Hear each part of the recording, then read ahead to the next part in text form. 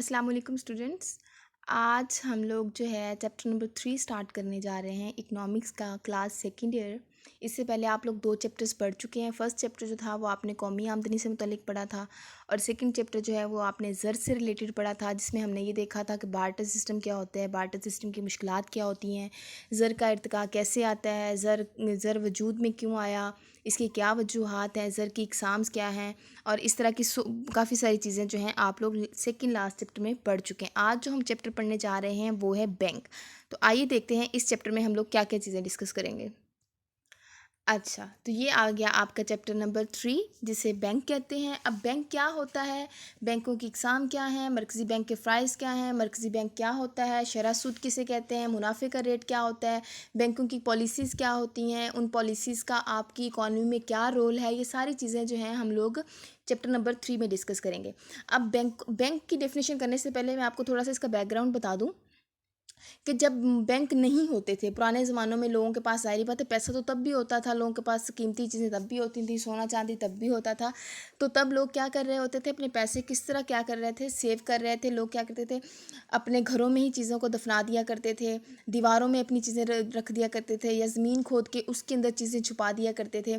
तो लेकिन उन चीज़ों के क्या थे, नुकसानात होते थे। हो सकता है जिस बंदे ने कोई चीज़ दफनाई हो उसको भूल गई हो, या किसी के पास अपनी इमानत रखवाई हो तो वो बंदा उसको इमानत उसकी वापस ना करता हो। तो इस तरह के कई मसले मसाइल थे।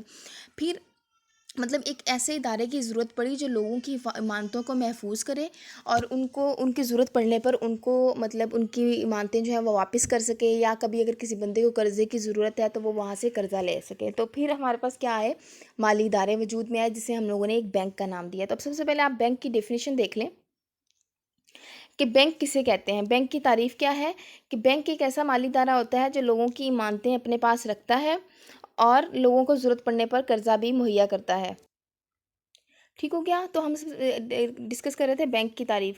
तो अब ज़ाहिर बात है, बैंक क्या हुआ, एक ऐसा माली इदारा हुआ जो लोगों की इमानतें अपने पास रखता है और ज़रूरत पड़ने पर इनको कर्ज़े मुहैया करता है, और लोगों की फ़ालतू रकम जो होती है वो सेव रहती है। मतलब उन्हें कोई डर खौफ नहीं होता कि उनकी रकम गुम जाएगी या कोई चोरी कर लेगा या कुछ इस तरह का। इसी तरह कर्ज़े जारी करके बैंक जो होता है वो ज़र को तख्लीक कर रहा होता है। यहाँ पर डिफरेंट प्रोफेसर जो हैं, प्रोफेसर क्राउथर ने भी डेफिनेशन की है कि बैंक कर्ज़ों का कारोबार करता है, अवाम से इमानतें वसूल करता है और ज़रूरतमंद लोगों को कर्ज़ा मुहैया करता है। और जो बैंक एक रसीदें जारी करता है, लोग इसको बगैर किसी उज़र के कबूल करते हैं। अब बैंक कौन सी रसीदें जारी कर रहा होता है, मिसाल के तौर पर चेक हो गए, क्रेडिट कार्ड हो गए, एटीएम कार्ड वगैरह। इसलिए बैंक ज़र की तख्लीक भी करता है। ठीक है। प्रोफेसर रेनॉल्ड ने क्या डेफिनेशन की है कि बैंक ज़र का कारोबार करते हैं, बल्कि ये कहना ज़्यादा मुनासिब है कि कर्ज़ों का लेन देन करते हैं। माहिर बर्टन लिखते हैं कि बैंक नकद सरमाया का मुहाफ़िज़ और तकसीम कंदा है। मतलब आप एक सिंपल डेफिनेशन करें कि बैंक से मुराद एक ऐसा माली इदारा होता है जो लोगों की इमानतें अपने पास महफूज रखता है और ज़रूरत पड़ने पर कर्ज़ामंदों को कर्ज़ा मुहैया करता है, और इस तरीके से बैंक ज़र भी तख्लीक कर रहा होता है और बैंक मुनाफा भी कमा रहा होता है। अब नेक्स्ट टॉपिक जो है हम लोग, अच्छा ये ना आपके पास शॉर्ट क्वेश्चन आ सकता है कि बैंक किसे कहते हैं।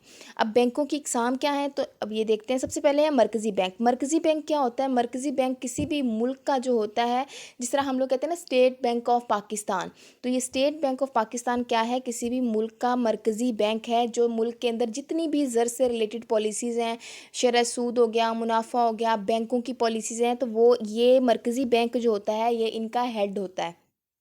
अच्छा, अब इसकी डेफिनेशन देखते हैं, आपको अच्छी तरीके से समझ आ जाएगी।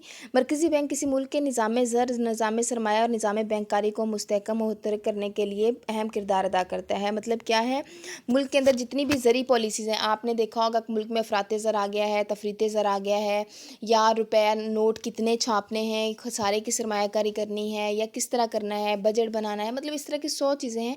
तो वो किसी भी मुल्क का जो मरकज़ी बैंक होता है ना, वो इसको कंट्रोल कर रहा होता है। और पाकिस्तान का मरकज़ी बैंक जो है वो 1 जुलाई 1948 को जो था वो कायम हुआ था, इसलिए इसको स्टेट बैंक ऑफ पाकिस्तान कहते हैं। तो ये आप, अब आपके पास आ गया ये आप अपने पास, अगर आपके पास पैसे हैं ना, तो अभी आप उठा के देखें, 100 रुपीज़ का नोट उठा लें या 1000 का उठा लें, तो उसके ऊपर लिखा होगा स्टेट बैंक ऑफ पाकिस्तान। ठीक हो गया।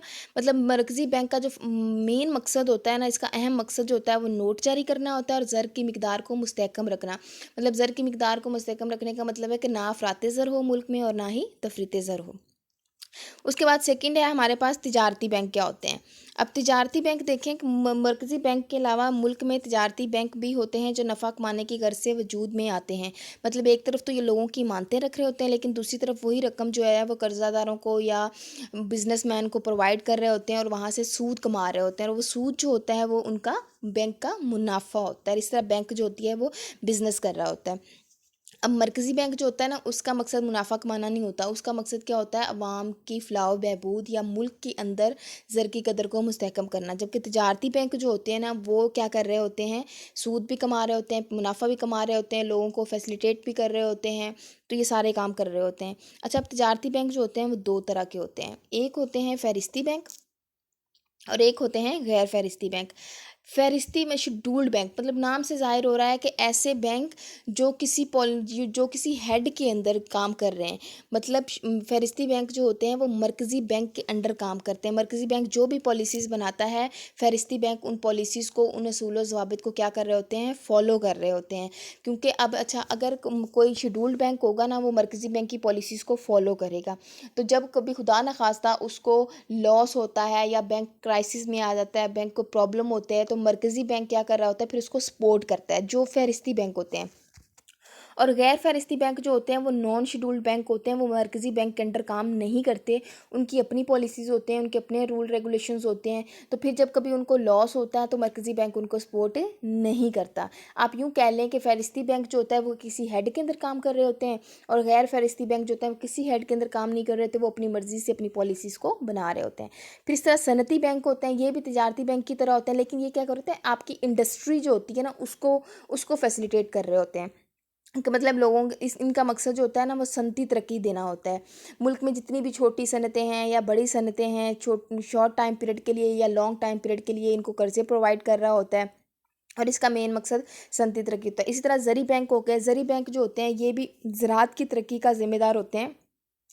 और इसका मकसद क्या होता है, आपके पास जो कर्ज़ेदार हैं, छोटे किसान हैं, या आप कोई बड़े ज़िम्मेदार हैं, लैंडलॉर्ड्स वगैरह जो भी हैं, ज़राअत से रिलेटेड कर्ज़ा प्रोवाइड कर रहे होते हैं। अक्सर आपने बैंकों के बाहर बैनर लगा हुआ देखा होगा कि छोटे किसानों को आसान किस्तों पर कर्ज़ा मुहैया किया जा रहा है, खाद प्रोवाइड की जा रही है, बीज पर कर्ज़ा दिया जा रहा है, मशीनरी पर कर्ज़ा दिया जा रहा है। तो ये वो बैंक होते हैं। ठीक हो गया।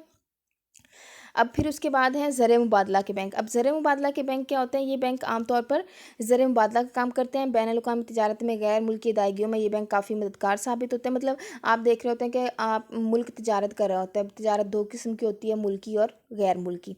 तो तिजारत करते वक्त जो जितना भी ज़र मुबादला आप कर रहे हैं, कमा रहे हैं, या आपका पैसा बाहर आ रहा है या बाहर से आप मतलब जा रहा है, आपके मुल्क से बाहर जा रहा है, तो उससे रिलेटेड जो भी पॉलिसीज़ होंगी, जो भी चीज़ें होंगी, वो ज़र मुबादला के बैंक में इंट्रोड्यूस होती हैं, या ज़र मुबादला का बैंक उनको क्या कर रहा होता है, परफॉर्म कर रहा होता है। अच्छा, फिर उसके बाद बचत बैंक होते हैं। ये आमतौर पर ऐसे बैंक होते हैं जो लोगों की बचतें अपने पास इमानतों में रखते हैं।